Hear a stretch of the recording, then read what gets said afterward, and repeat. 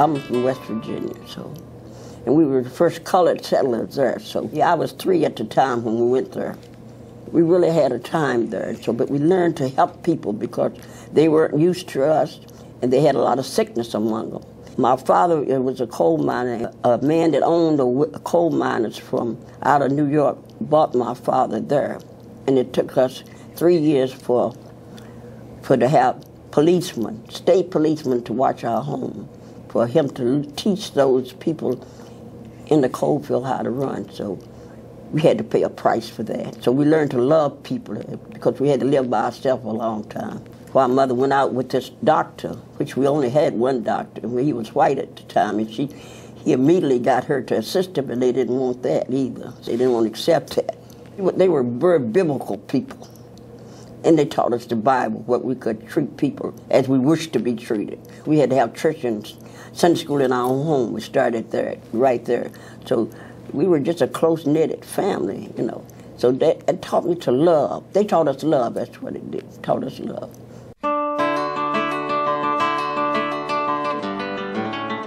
I met my husband, yeah, and we married, and we were in Washington.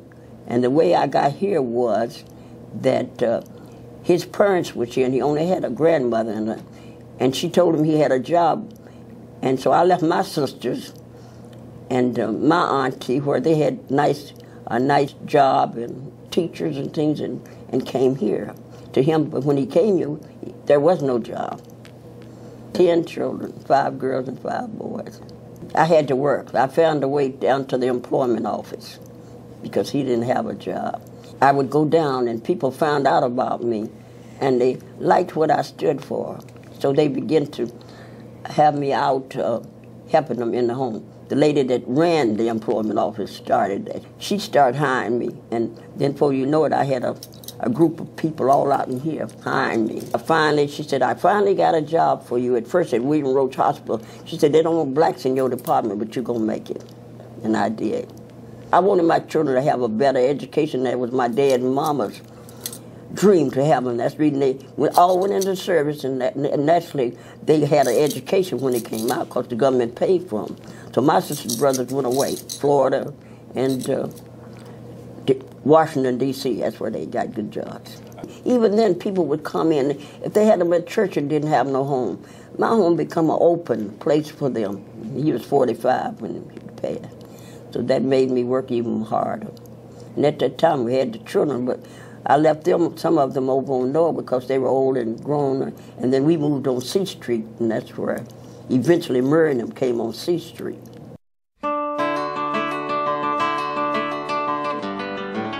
They had a hospital called the State Hospital on Detroit in Arlington, and I was working out there in the dietary department.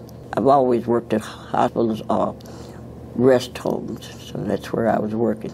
A lady named Miss Lippert, and she worked in the system at that time, MRDD system, and somehow she had found out about me, and she approached me and found out the people that I did a little background check and found out I keep people in my home and help them out. So she said, I got the very job for you. She wanted to see, yeah, if I would take them. At that time, I didn't know Murray and Gail. You know, she just wanted me to start keeping people like that because they was in the system and they need caring people. I thought, yeah, this would be a good idea when she told me the different things, options that I could have if I would take them, you know. She was a little beautiful lady, and she said, just try it.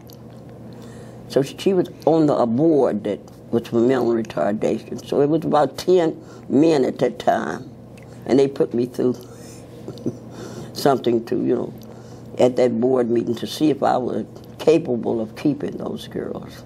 But that has been our life. My mother's like, she was a nurse, and that has been her life. We took care of people all our lives. Took them in home when they didn't have. It's been 33 years I've had Murray, and Gail come about 3 years after.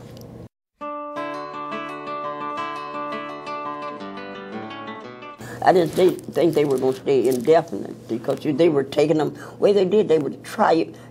You had a pretty rough time with the system at that time. They'd put them there and then take them.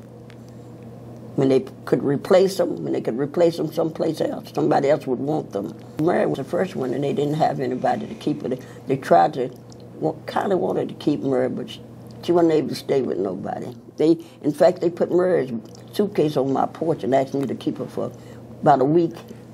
And week went into months and months into years. She was schizophrenic when she comes. We had a lot of problems. She wasn't able to go to any. She's in the workshop and everything now, but she wasn't able to even go into a workshop. They had to keep her at home. I had to give up some of the little jobs, side jobs I had. So I had to, because I took over those children. It took a lot of doing. For Mary had a lot of issues when she come. If I can say through prayer, just prayer and talking to her. Because she didn't want to have anything to do with me, anything like that. She wasn't used to that. She didn't want to stay with me, for number one. Gail was really afraid. They had mistreated her terrible. She was afraid of people with red, white coats or anything, and she was even afraid of me. And so I had to she found out that I loved her, and then she wouldn't let me go. But it took a top, like psychiatrists and everything. They had to work with Mary and Gail real, I had about 4 or 5 psychiatrists, and Mary, she would really fire them when I go out there. I've been up against a lot of opposition with Mary. But Gail was really beautiful in a sense. She wanted the love she never had, because her mother gave her away when she was born. And she was looking for that love all these years, and she didn't have it. And that made me kind of, take time out for her more so. And the kids got jealous because that took their place, that's all. They said that was my baby, so they kind of got, especially Pam and Manny. But I had to deal with Pam. She really went through a lot of emotional things. I was trying to talk to her and tell her, and with the people, the family, trying to help her tell them, But she couldn't grasp hope to that. She just couldn't grasp. Well, after a while she did, but she couldn't at first. There come a young lady into the home and took her place. And they took all of my time. They were actually.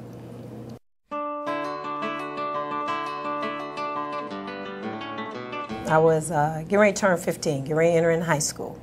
And I remember my mom saying, my mom always had brought home people or tried to help people, so nobody was ever a stranger to her. I remember at that time my sister had got ready to get married, and it's 10 of us, and this was 3 left at home. And my sister was going to leave me to go get married, and I had my little brother that was 10 at the time, and boys. So when Mary came, Mary had never been with a family like ours before, and when she came in, it was a change for her, but it was also a change for me. I'm thinking, high school. Well, I get Mary. She came before Gail, and she was there prior 2 years before Gail came in. And it was a big difference because where we shared rooms at, hers was across the hall from mine, and we shared a bathroom. And we didn't have locked doors, so everything we did together. They didn't do things separate. We did everything together. So I can remember Mary standing over my bed while I was asleep, saying different things. I believe one time she told me that I was there when Jesus died. So at 15, that's kind of that's kind of scary, wasn't it, Mary? Yeah. I was really angry because at that time, my life is beginning to start as a teenager. I thought my mom's going to be with me. My sister had just left and got married, and that was like kind of my best friend too, and my second mother. And so when Mary came in, and then followed by Gail, it was a big change because that was still, when Gail came in 2 years later, it's still part of my high school years, and I just not really got used to Mary being there, and then probably Mary getting used to us. It was probably both ways, but at that time, teenagers are very selfish, and I'm not unlike any other teenager at this time that I was selfish. I wanted my mom, I wanted my space, I wanted to be able to do things with my mom or even just do things. So I didn't have maybe the usual childhood that maybe other teenagers had because we were doing things with Mary and Gail from day one to the last day of my graduation. They were there every step of the way. It was never, I can say it was me and my mom. My mom come and just her. Mom, are we going to do this together? No. Mary was right there, then Gail was right there. So it was never a separation. We went on trips or family outings, and we would go to family reunions. They were always there. And things I thought as a teenager I would get to do with my mom, go on plane trips. I didn't get to do that. They did. And I didn't not like them because they did do it. I just missed out on doing it. Kind of a little jealous because I wanted to do that too.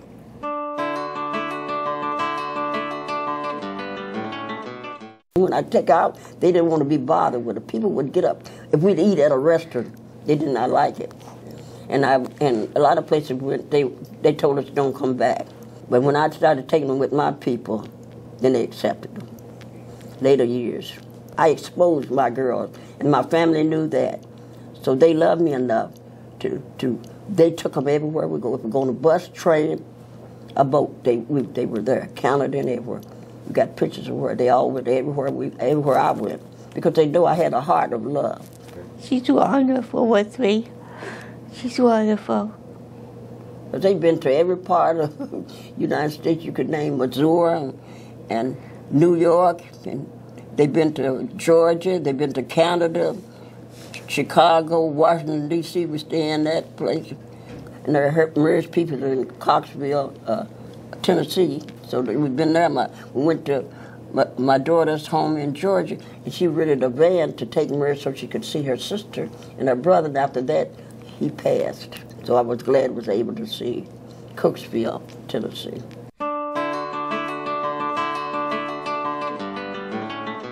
When we would walk through stores and I would see adults look at them and kind of smirk, or when they saw Gail, they would really do it because Mary looks quote unquote normal, and so they would think something different, and you could see them laugh. And you expect to have little kids, but I would see adults laugh, and it made me angry, but it made me respect and love them even more because I got to see it from the other side. And I think unless you walk in their footsteps, and at 15 I learned to do that. So it taught me to look at people different, but also to accept them because of their differences and not make judgments based on it. As after time, it's just part of the family. So would I not want my brother or sister to be a part of me? So after a while, it just became like they were just part of me. So when I didn't see them walk through a door, I was like, where are they at? You know? And I guess it changed a lot because even now I'll go over there and say, Mom, what does Mary need, or what does Gail need? Or I'm always there trying to help to see how we can better something, or say, Mom, you need me to take Gail grocery shopping, or you need me to take Gail shopping or Mary shopping, and Mary will come over and spend time with me. She say, am I coming over your house today? And even my children will go, and it's nothing for them to say, hey, we all want to go somewhere together, or we're going swimming, or we're going to be outside playing ball. It's nothing for them to do that. So I can't really tell you exactly when it changed, but it like overnight, the anger kind of dissipated. Looking back, my anger and all that, I'm glad it didn't interfere with them staying in our life.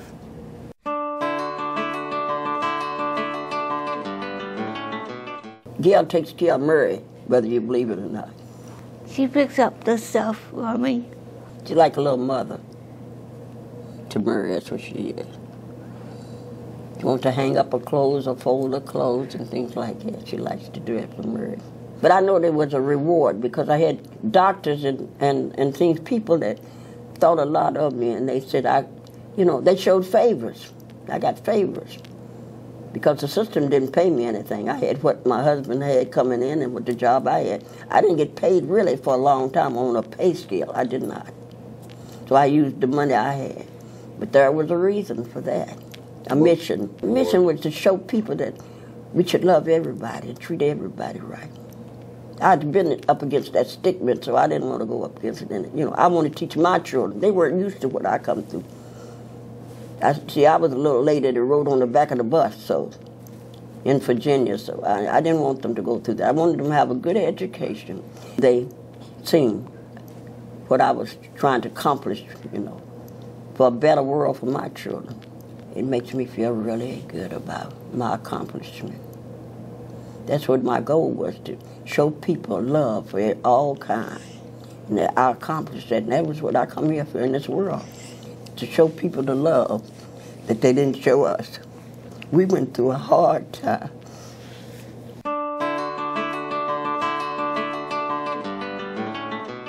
She always felt that she could help somebody. She said, you meet an angel unaware. She felt that a stranger could be an angel, and you're unaware of it. So you never say no or try to help. You never not try to help somebody. So when even the opportunity with Mary and Gail came along, she was willing. It was nothing for her to say, okay, I'll open my doors and do what I have to do to help them. And from the time they came in, they've been involved in everything from me going to high school, everything I had, and I went to St. Ursula. They were at every Mass. When we had there, they were sitting right there. My graduation, they were right there. So even my first daughter, which is 22 years old, Mary held her when she came home from the hospital. to my last daughter that's 15, at the age I was when they came in, each of them know Mary and Gail, and it's nothing for them to spend time with them or invite them in or go to the movies or sit next to them or even go to my son's football games, and they're in the crowd cheering. And she has a lot. She has over 20 grandchildren and 20 some great grand, and they're all a part of Mary and Gail's life. So when they see my mom, they see Mary and Gail. When you ask the question, say, I was surprised she had a cell phone, it's because she's always gone. I see high school friends of mine, they say, we saw your mom and the young ladies the other day out in the street, riding around. It's nothing for her to go shopping or go to the store. And I say, Mom, get in the house, stay home. She has to be doing something. It's not her. She cannot be hibernating in the house. And I think that's one thing they did get from my mom. They don't like to be still. They love to go. With my mom, I don't think there is an end until God tells her it's an end. If Mary and Gail are still alive, so I'm gonna have my mom. I could not. I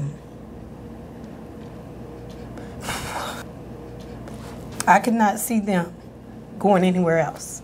And whether my mom believes me or not, I would step up. I've talked to even my children and my husband, and I would take them in. I would not allow or see them unless the state said they had to go anywhere else. 15, if you would ask me this, I would not be here.